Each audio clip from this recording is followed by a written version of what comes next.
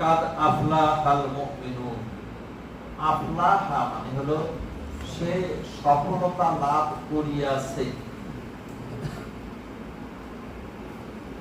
Past টেন্সের কথা, মানে সফলতা পাবে নয়, সফলতা পেয়ে গেছে। আর এর সঙ্গে কাদ লাগায়া এটাকে আরো শিওর করা হয়েছে, তার মানে অবশ্যই সে সফলতা পেয়ে গেছে। তারা আল মুমিনুন, যারা ঈমান এনেছে তারা বলেন সুবহানাল্লাহ। আমরা সবাই ঈমান এনেছি। এখন এই আফলাহা খসরনের বিপরীত শব্দ। খসরন মানে হলো ক্ষতি, ক্ষতি, লোকসান, লস, এই ধরনের যেগুলো আছে এর বিপরীত হলো আফলাহ, সফলতা, কামিয়াব, সাকসেসফুল। তো মুমিনেরা অবশ্যই সফলতা পেয়ে গেছে।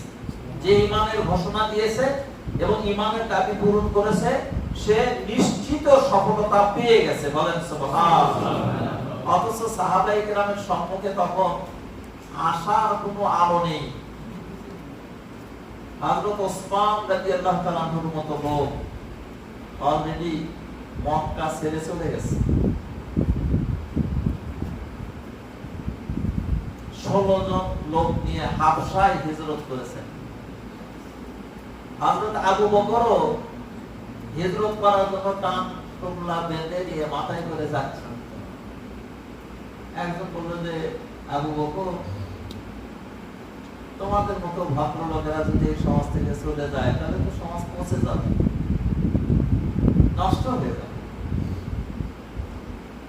তো বললো কি করবো? তো বললো আসো আমার বাড়িতে, তোমার নিরাপত্তা আমি দেব।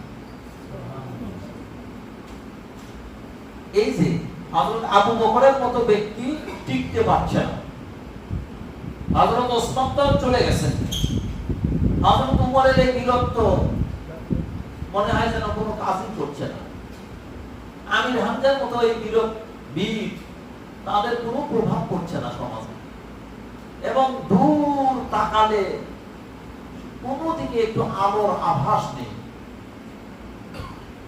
সেই রকম প্রেক্ষাপটে আল্লাহ বলছে যে তোমরা টেনশন করছো, তোমরা তো সফলতা পেয়ে গেছো, তোমরা সাকসেসফুল হয়ে গেছো, তোমরা বিজয়ী হয়ে গেছো, বলেন সুবহানাল্লাহ।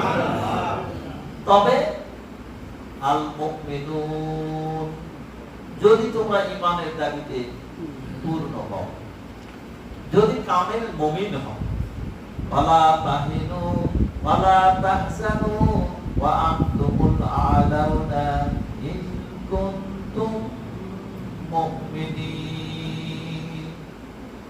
যেন এরকম কথা, যে কোনো টেনশন নাই, কোনো ভয় নাই, যদি শুধু তুমি ঈমানদার হতে পারো তাহলে তোমরা বিজয়ী হবে, বলেন সুবহানাল্লাহ। তো সাহাবায়ে কেরামের ঈমানের জন্য কোনো খাত ছিল না, খাত ছিল। আমি ঈমানের ব্যাপারে একটু দুটো কথা বলি, যে এই ঈমান আসলে তাদের ঈমান, তারা যে ঈমানের ঘোষণা দিচ্ছে সেটা ঘোষণার উপরে জীবন চলে গেছে, ঘোষণা থেকে এক চুলো নয়। কিন্তু আমাদের সমাজে ঈমান নরম, এই জন্য এখানে বলা হয়েছে। ওই সূরা সফেও একই কথা বলা আছে, ইয়া আইয়ুহাল্লাযিনা আমানু তুমিনুনা বিল্লাহ। কি হলো?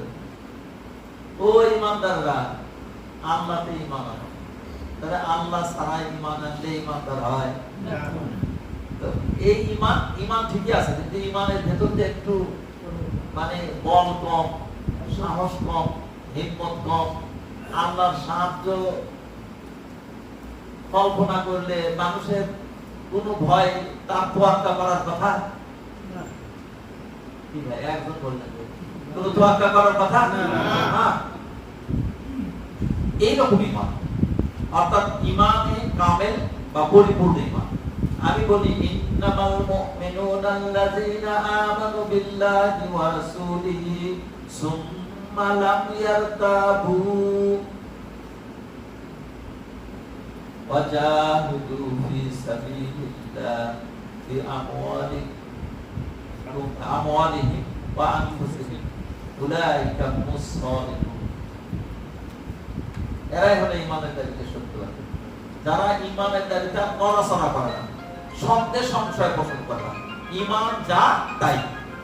আমি দুজন ব্যক্তির উদাহরণ দিই। হযরত ইব্রাহিম আলাইহিস সালাম অগ্নিকুণ্ডে ফেলে দেওয়া হচ্ছে, ঈমানের অপরাধী তো নাকি ভাই?